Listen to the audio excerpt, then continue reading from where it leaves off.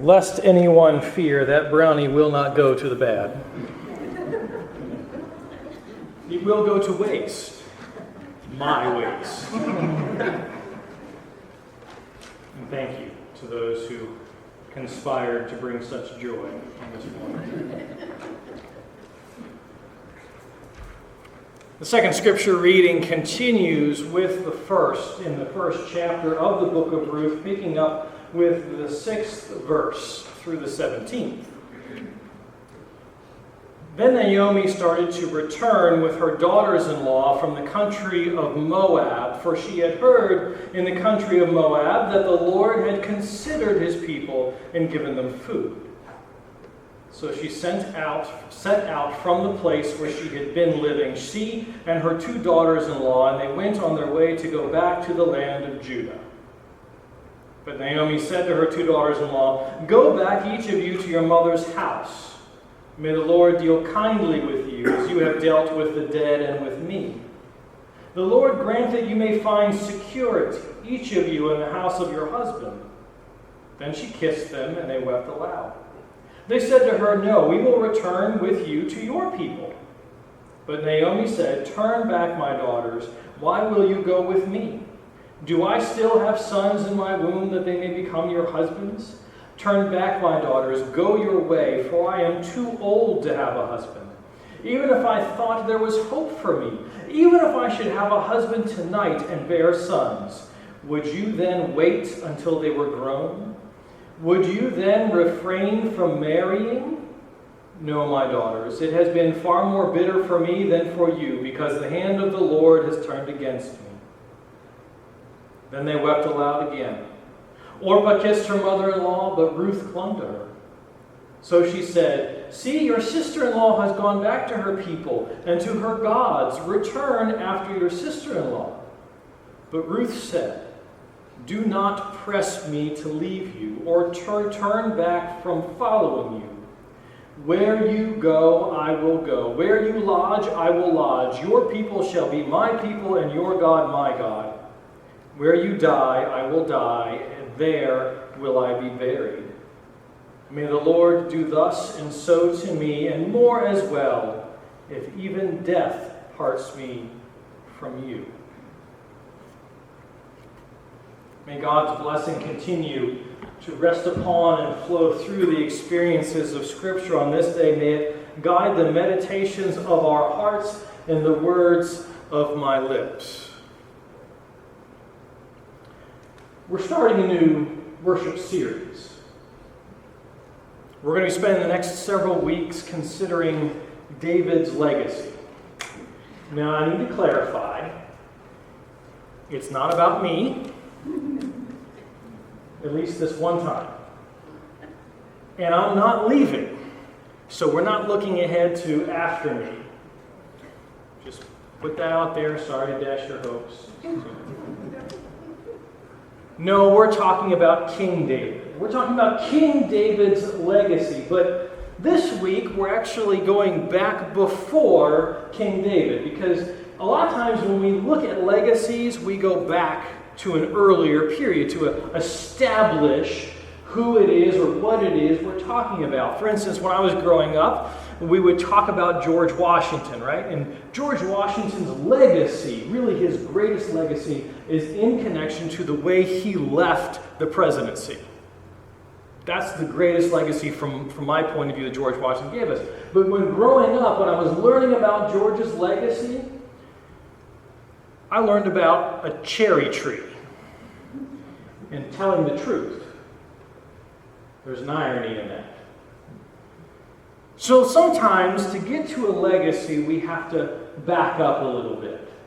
To understand why King David's legacy is so important, even to us on this day, we need to back up a little bit.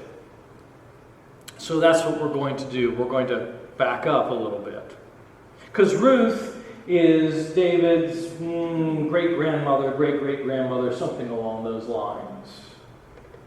Several generations before David came along. And the Ruth story, we're told, is set in the time of the Judges. David was king around 1,000 years before Jesus walked the earth. And the David legacy was written somewhere in between. To talk about how important David is and to understand why his story is important, we don't go back to David's time as king. We go about 500, 600 years later, 500 years later, to the exile.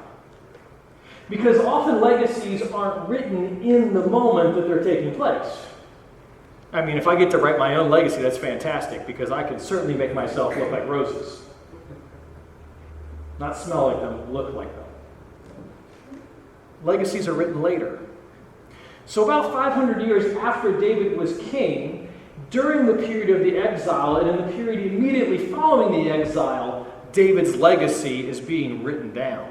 David's legacy is being codified because as a group of people are returning from Babylon to Jerusalem, they are looking to rebuild, to redefine, to reshape what it is to be faithful children of God.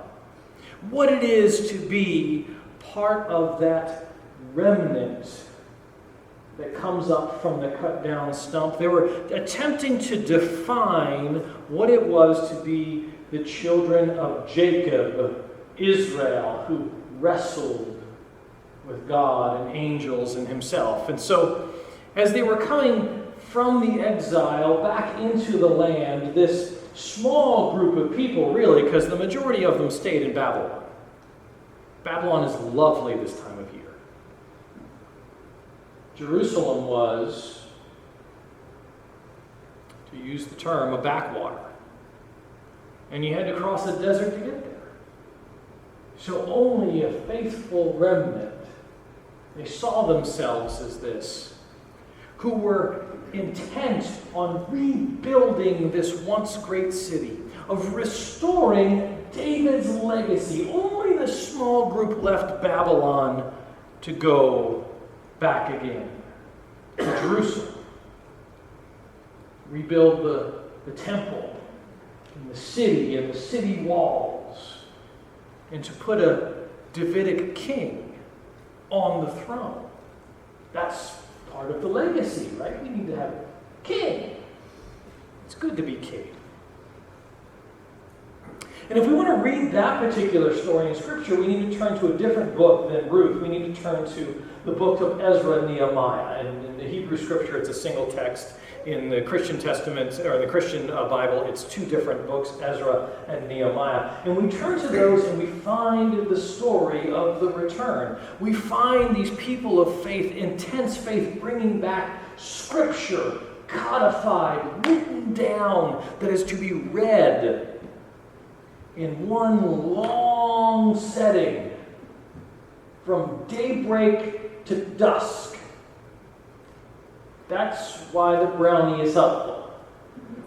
It's going to keep me going. The rest of you all, I don't know what you got to hang on to, but, hang on.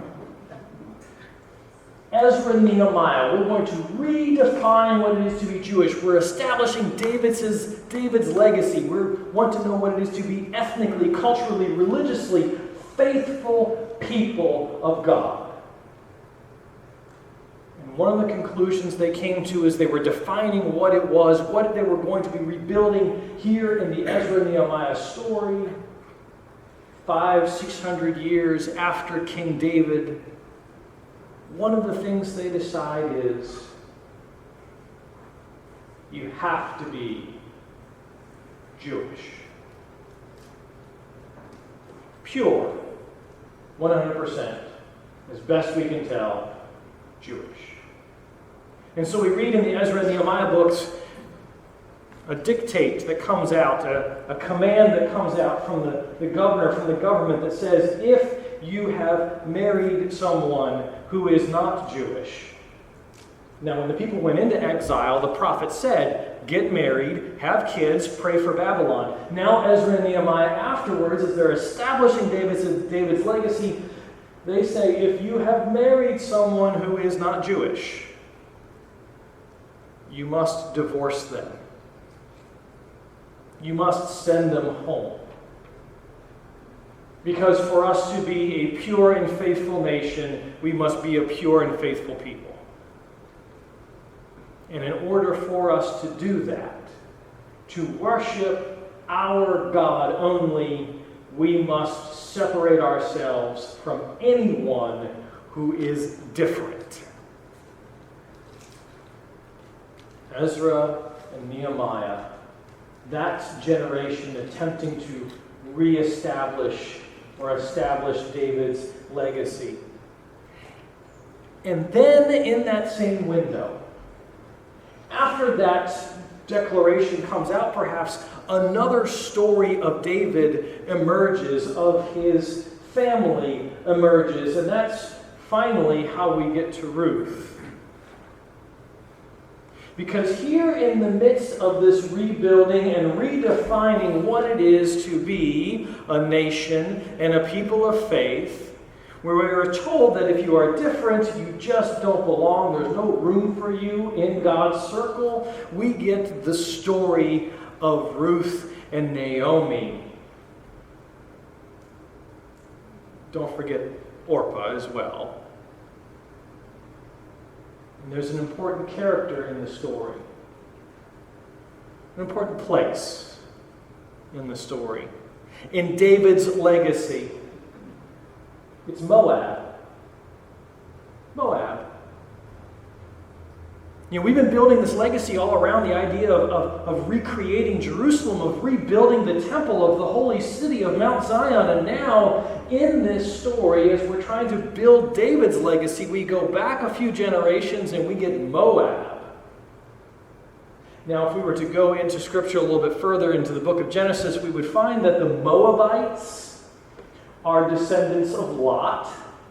We might know the story of Lot. And Lot's daughter. It reads like a soap opera. The Moabites in Scripture, in the book of Genesis, were not considered the best of people. They were not considered whole or wholesome people. And so here we are in this period where we're trying to rebuild David's legacy, where we're trying to sort of establish what it is to be this perfect godly kingdom. And we have David and we have his story. We're going to put him on the throne again. We're going to get a new Davidic king and a new temple and a new Jerusalem. And suddenly we are faced with the skeleton in the closet. And she's a Moabite. We are faced with David's heritage. Now, this might be enough that he wouldn't have been elected king in certain circumstances. It might have been enough to keep him from going to the throne, but David's already been king, so we're not going to worry about that. This story, this Ruth text, this Midrash, this commentary on a limited God, small circle understanding of David and what it is that God is doing through David is shattered by the text. Because the text says, your God, my God. The text tells us that David, in his family tree, had a Moabite. And if we were to read the whole of the Ruth text, we'd find it's good and racy too. It's great reading. We would find that this Moabite is a person of great faith, of profound faith and faithfulness. We would find that she's not just a side character, but that she is a major mover.